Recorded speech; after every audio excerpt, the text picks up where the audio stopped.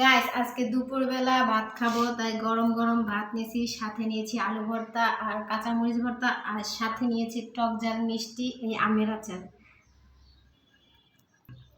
গরম ভাতের সাথে যদি হয় এরকমের আমের আচার, তাহলে আর কোনো কম্বিনেশন যে কি রকমের। এখন তেল নিয়ে নিতেছি।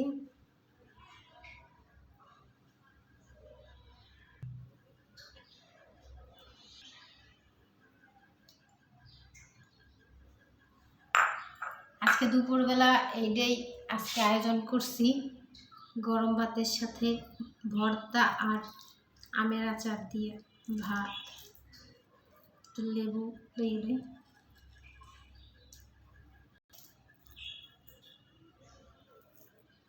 বিসমিল্লাহ। এটা আসলে